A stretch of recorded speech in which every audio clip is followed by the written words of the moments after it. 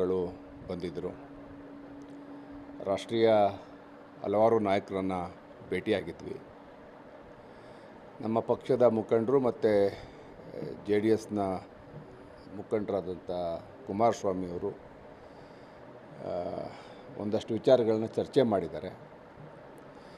ನನಗೆ ನಮ್ಮ ಪಕ್ಷದ ವರಿಷ್ಠರು ಒಂದಷ್ಟು ಸಲಹೆಯನ್ನು ಕೂಡ ಕೊಟ್ಟಿದ್ದಾರೆ. ಚುನಾವಣಾ ನೀತಿ ಪ್ರಕಟ ಆದಮೇಲೆ ಅಭ್ಯರ್ಥಿ ಆಯ್ಕೆ ಬಗ್ಗೆ ತೀರ್ಮಾನ ಮಾಡ್ತೀವಿ ಅಂತಲೂ ಕೂಡ ಹೇಳಿದ್ದಾರೆ. ನೋಡೋಣ, ಇನ್ನೂ ಕಾಲಾವಕಾಶ ಇದೆಯಲ್ಲ. ಅಂದರೆ ಈಗ ಚರ್ಚೆ ಬೇಡ ಅಂತಲೂ ಹೇಳಿ ಸರ್. ಚರ್ಚೆ ಇರ್ತದೆ, ಚರ್ಚೆ ಆಗ್ತಾ ಇರ್ತದೆ. ಆದರೆ ಅಂತಿಮವಾಗಿ ಎರಡು ಪಕ್ಷದ ಮುಖಂಡರುಗಳು ಬಿ ಜೆ ಪಿ ಮತ್ತು ಜೆ ಡಿ ಎಸ್ ಏನು ನಾವು ಇವತ್ತು ಎನ್ ಡಿ ಎ ಮೈತ್ರಿಕೂಟ ಇದೆ, ಇಬ್ಬರು ಕೂಡ ಸಾಧಕ ಬಾಧಕಗಳನ್ನು ಯೋಚನೆ ಮಾಡಿ ಈ ಕ್ಷೇತ್ರವನ್ನು ಗೆಲ್ಲುವ ದೃಷ್ಟಿಯಿಂದ ಒಂದು ತೀರ್ಮಾನ ಮಾಡ್ತಾರೆ. ಅವ್ರು ಮಾಡೋ ತೀರ್ಮಾನಕ್ಕೆ ನಾವು ಬದ್ಧವಾಗಿ ಇರಬೇಕಾಗ್ತದೆ. ಆ ನಿಟ್ಟಿನಲ್ಲಿ ನಾನು ಕೂಡ ಇಲ್ಲಿಯ ವಿದ್ಯಮಾನಗಳ ಬಗ್ಗೆ ಅವ್ರಿಗೆ ಹಲವಾರು ವಿಚಾರಗಳನ್ನು ಹೇಳಿದ್ದೀನಿ. ಇದು ಒಂದು ನಮ್ಮ ವಿರೋಧಿ ಪಕ್ಷವಾದಂಥ ಕಾಂಗ್ರೆಸ್ ಪಕ್ಷದ ಇತ್ತೀಚಿನ ವಿದ್ಯಮಾನಗಳ ಬಗ್ಗೆ ಅವರ ಎಲ್ಲರಿಗೂ ಕೂಡ ಮಂದಟ್ಟು ಮಾಡಿದ್ದೀವಿ. ಎರಡು ಪಕ್ಷದ ಮುಖಂಡರುಗಳು ಹಿರಿಯರು ಇದ್ದಾರೆ, ಚರ್ಚೆ ಮಾಡಿ ಒಂದು ತೀರ್ಮಾನ ಮಾಡಲಿ. ನಾನೇನು ಇಲ್ಲಿ ಆತರ ಪಡೋ ಅವಶ್ಯಕತೆ ಇಲ್ಲ ಅಂತ ನನಗೂ ಅನಿಸುತ್ತೆ. ನಾನು ದೆಹಲಿ ಪ್ರವಾಸ ಮಾಡಿ ಬಂದ ಮೇಲೆ ಇದರಲ್ಲಿ ನಾನೆಲ್ಲ ವಿಚಾರವನ್ನು ಮುಕ್ತವಾಗಿ ಹಂಚ್ಕೊಂಡಿದ್ದೀನಿ. ಕಾಂಗ್ರೆಸ್ನವರ ಇತ್ತೀಚಿನ ಹಲವಾರು ವಿದ್ಯಮಾನಗಳು ಈ ಚುನಾವಣೆ ಗೆಲ್ಲಬೇಕು ಅನ್ನೋ ದೃಷ್ಟಿಯಿಂದ ಅವರು ಇವತ್ತು ಹಳ್ಳಿಗೆ ಹೋಗ್ತಾ ಇದ್ದಾರೆ. ನಮ್ಮ ಕಾರ್ಯಕರ್ತರನ್ನ, ಜೆ ಡಿ ಎಸ್ ಕಾರ್ಯಕರ್ತರನ್ನ ಎಲ್ಲೆಲ್ಲಿ ಅವಕಾಶ ಆಗುತ್ತೆ ಅಲ್ಲಲ್ಲಿ ಮಾತಾಡಿಸ್ತಾ ಇದ್ದಾರೆ. ನಾವಿನ್ನೂ ಸಕ್ರಿಯ ಆಗಬೇಕು. ನೋಡೋಣ, ನಮ್ಮ ಎರಡು ಪಕ್ಷದ ಮುಖಂಡರು ಆದಷ್ಟು ಬೇಗ ಇದ್ರ ಮೇಲೆ ತೀರ್ಮಾನ ಮಾಡಿ ನಮ್ಗೆ ಆದೇಶ ಕೊಟ್ಟರು ಒಳ್ಳೆಯದು. ಯಾರೇ ಅಭ್ಯರ್ಥಿ ಮಾಡಲಿ, ತೀರ್ಮಾನ ಮಾಡಿ ಆದೇಶ ಕೊಟ್ಟರೆ ಅನುಕೂಲ ಆಗುತ್ತೆ. ಏಕೆಂದರೆ ಇದೊಂದು ಉಪಚುನಾವಣೆ. ಸರ್ಕಾರದ ಎಲ್ಲ ಮಿಷನರಿ ಕೆಲಸ ಮಾಡ್ತವೆ, ಸರ್ಕಾರದ ಅಧಿಕಾರಿಗಳು ಕೆಲಸ ಮಾಡ್ತಾಯಿದ್ದಾರೆ. ಚುನಾವಣೆಯಲ್ಲಿ ಪರೋಕ್ಷವಾಗಿ ಪ್ರತ್ಯಕ್ಷವಾಗಿ ಹಲವಾರು ಜನ ಅಧಿಕಾರಿಗಳು ಇವತ್ತು ಸಕ್ರಿಯವಾಗಿ ಕೆಲಸ ಮಾಡ್ತಾಯಿದ್ದಾರೆ. ಹಾಗಾಗಿ ಸರ್ಕಾರದ ವಿರುದ್ಧ ನಾವು ಹೋರಾಡಬೇಕಾಗತ್ತೆ. ಈ ನಿಟ್ಟಿನಲ್ಲಿ ಎರಡು ಪಕ್ಷದ ಹಿರಿಯರು ಆದಷ್ಟು ಬೇಗ ತೀರ್ಮಾನ ಮಾಡಿದ್ರೆ ಒಳ್ಳೆಯದು. ವಿಶ್ವಾಸ ಇದೆಯಾ ಸರ್? ಟಿಕೆಟ್ ಕೊಡುವಂಥ ವಿಶ್ವಾಸ ಇದೆಯಾ? ಹೈಕಮಾಂಡ್ ನಾಯಕರ ಒಂದು ಆಶ್ವಾಸನೆ ಪೂರಕವಾಗುತ್ತೆ ನಿಮಗೆ? ಈಗ ನಾನು ದೆಹಲಿಗೆ ಬಂದಮೇಲೆ ನನಗನ್ಸಿರೋದು, ಪಕ್ಷ ನನ್ನ ಜೊತೆಗಿದೆ. ಪಕ್ಷದ ವರಿಷ್ಠರು ನನಗೆ ಭರವಸೆ ಕೊಟ್ಟಿದ್ದಾರೆ. ಟಿಕೆಟು ಸಿಗಲಿ ಸಿಗದೆ ಹೋಗಲಿ, ನಾನು ಪಕ್ಷದ ಜೊತೆಲಿ ಇರಬೇಕು ಅನ್ನೋದು ನಮ್ಮ ವರಿಷ್ಠರ ಬಯಕೆ. ಅವರು ಹೇಳಿದ್ದಾರೆ, ನೀನು ಸೋತಾಗೂ ಕೂಡ ನನಗೆ MLC ಮಾಡಿದ್ದೀವಿ, ನೀನೇನು ಆ ಥರ ಮಾಡ್ಕೋಬೇಡ ಇರು ಅಂತ ಹೇಳಿದ್ದಾರೆ. ಹಾಗಾಗಿ ಇವತ್ತು ಪಕ್ಷ ಮೀರಿ ನಾನೇನಾದ್ರು ಆಲೋಚನೆ ಮಾಡಬೇಕು ಅಂತ ಅನ್ನಿಸ್ತಾ ಇಲ್ಲ. ಅವ್ರು ಹೇಳೋದು ಕೂಡ ಸರಿ ಇದೆ. ಅತಂತ್ರವಾದಂಥ ಕಾಂಗ್ರೆಸ್ ಸರ್ಕಾರ ಯಾವಾಗ ಏನು ಬೇಕಾದ್ರೂ ಆಗ್ಬೋದು. ಉಪಚುನಾವಣೆ ಆದಮೇಲೆ ಸರ್ಕಾರ ಇನ್ನೂ ಇದು ಪೂರ್ಣಾವಧಿಯನ್ನು ಪೂರೈಸುತ್ತೆ ಅನ್ನೋ ಒಂದು ಭರವಸೆ ಇಲ್ಲ. ಇತ್ತೀಚಿನ ಹಲವಾರು ಹಗರಣಗಳಲ್ಲಿ ಸರ್ಕಾರ ನಲುಗೋಗಿದೆ. ಈ ಸಂದರ್ಭದಲ್ಲಿ ಈ ಚುನಾವಣೆ ಗೆಲ್ಲಬೇಕು ಅನ್ನೋ ಒಂದು ಹಠ ಎರಡು ಪಕ್ಷಗಳ ಕಾರ್ಯಕರ್ತರಲ್ಲಿ, ಮುಖಂಡರುಗಳಲ್ಲಿ ಇದೆ. ನಾವು ಮೈತ್ರಿ ಬಲವಾಗಿರಬೇಕು, ಇದನ್ನು ಗೆಲ್ಲಬೇಕು ಅಂತ.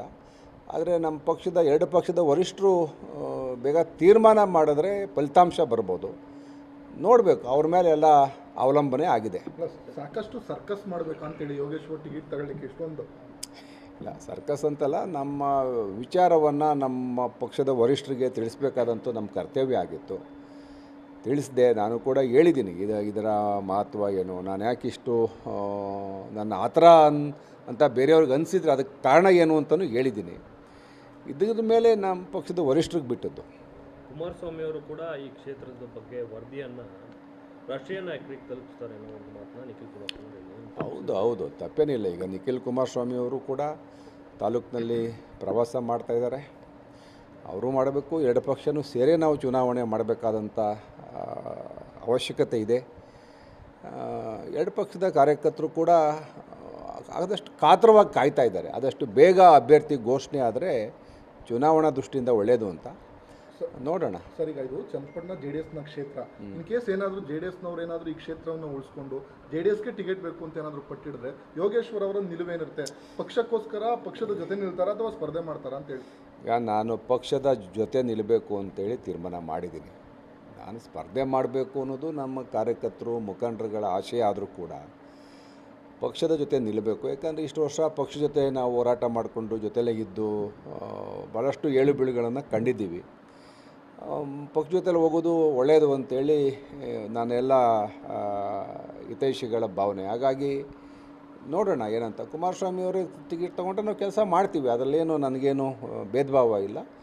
ನಾವು ನಮ್ಮ ಪಕ್ಷದ ಕಾರ್ಯಕರ್ತರು ನಾವೆಲ್ಲ ಒಟ್ಟಿಗೆ ದುಡಿತೀವಿ. ಅಂದರೆ ಸ್ಪರ್ಧೆಯಿಂದ ಹಿಂದೆ ಸರಿತೀರಿ? ನಮ್ಮ ವರಿಷ್ಠರ ತೀರ್ಮಾನದ ಮೇಲೆ ಎಲ್ಲ ಅವಲಂಬನೆ ಆಗಿರ್ತದೆ. ಅವ್ರೇನಾದ್ರು ಸ್ಪರ್ಧೆಯಿಂದ ಹಿಂದೆ ಸರಿಬೇಕು ಅಂತಂದರೆ ಸರಿಬೇಕಾಗ್ತದೆ. ಅದರಲ್ಲೇನು ಈಗ ನಾನು ನನ್ನ ವೈಯಕ್ತಿಕ ಅಭಿಪ್ರಾಯವನ್ನು ಇಷ್ಟು ದಿವಸ ವ್ಯಕ್ತಪಡಿಸ್ತಾ ಇದ್ದೆ. ಇವತ್ತು ನಮ್ಮ ಪಕ್ಷದ ನಿಲುವಿಗೆ ನಾನು ಬದ್ಧವಾಗಿರಬೇಕು ಅಂತೇಳಿ ನನ್ನ ದೆಹಲಿಯ ಭೇಟಿಯ ನಂತರ ನನಗಾಗಿರ್ತಕ್ಕಂಥ ಅನುಭವ ಆಯಿತು. ನೋಡೋಣ, ಮುಂದೆ ಅವಕಾಶಗಳು ಬರ್ತಾ ಇರ್ತವೆ, ನೋಡೋಣ, ಕಾದು ನೋಡೋಣ. ಏನಾದ್ರು ಹೊಸದಾಗಿ ಯಾವ್ದಾದ್ರು ಒಂದು ಸ್ಥಾನಮಾನ ಕೊಡ್ತೀನಿ ಅಂತ ಹೇಳಿದ್ದಾರೆ. ಇಲ್ಲ, ಹಾಗೇನಿಲ್ಲ. ಈಗ MLC ಇದೀನಲ್ರಿ, ಈಗ ನಮ್ಮ ಪಕ್ಷ ಏನು ಅಧಿಕಾರದಲ್ಲಿಲ್ಲ ರಾಜ್ಯದಲ್ಲಿ.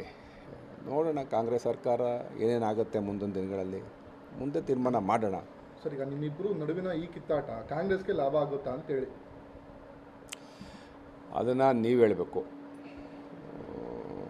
ನಾನು ಅದ್ರ ಬಗ್ಗೆ ಏನು ಪ್ರತಿಕ್ರಿಯಿಸೋಕೆ ಹೋಗೋದಿಲ್ಲ. ಕಾಂಗ್ರೆಸ್ನವರು ಸಕ್ರಿಯವಾಗಿ ಕೆಲಸ ಮಾಡ್ತಾಯಿದ್ದಾರೆ, ಅದನ್ನು ನಾವು ಒಪ್ಕೋಬೇಕಾಗತ್ತೆ. ಈಗ ಪ್ರತಿ ಹಳ್ಳಿಗೂ ಕೂಡ ಅವರು ಹೋಗ್ತಾ ಇದ್ದಾರೆ, ಅವ್ರದ್ದೇ ರೀತಿಯಲ್ಲಿ ತಂತ್ರಗಾರಿಕೆ ಮಾಡ್ತಾಯಿದ್ದಾರೆ. ಶಿವಕುಮಾರ್ ಸುಮ್ಮನೆ ಕೂತ್ಕೊಳ್ಳಲ್ಲ, ಮಾಡ್ತಾಯಿದ್ದಾರೆ. ಬಟ್ ಜನಾಭಿಪ್ರಾಯ ಇವತ್ತು ಕೂಡ NDA ಪರವಾಗಿದೆ, ಅದನ್ನು ನಾನು ಒಪ್ಕೋತೀನಿ. ಎರಡು ಪಕ್ಷನೂ ಕೂಡ ಮೈತ್ರಿನ ಒಪ್ಕೊಂಡಿದ್ದಾರೆ. ನಮ್ಮ ಜನ ಮೈತ್ರಿ ಧರ್ಮ ಪಾಲಿಸ್ತಾರೆ. ತಾಲೂಕಿನಲ್ಲಿ ಏನು ಇತ್ತೀಚಿನ ದಿನಗಳಲ್ಲಿ ರಾಜ್ಯದಲ್ಲಿ ನಡೀತಕ್ಕಂಥ ಕಾಂಗ್ರೆಸ್ ಸರ್ಕಾರದ ಅವಾಂತರಗಳು, ಹಗರಣಗಳು, ಕಾಂಗ್ರೆಸ್ನಲ್ಲಿ ನಡೀತಕ್ಕಂಥ ಭಾಳ ಕೆಟ್ಟ ಪರಿಸ್ಥಿತಿ ಸರ್ಕಾರದಲ್ಲಿದೆ. ಹಾಗಾಗಿ ಕಾಂಗ್ರೆಸ್ ಬಗ್ಗೆ ಜನಗಳಿಗೆ ಅಷ್ಟೊಂದು ವಿಶ್ವಾಸ ಇಲ್ಲ, ವಿಶ್ವಾಸ ಕಳ್ಕೊಂಡಿದ್ದಾರೆ. ಆದರೂ ಉಪಚುನಾವಣೆ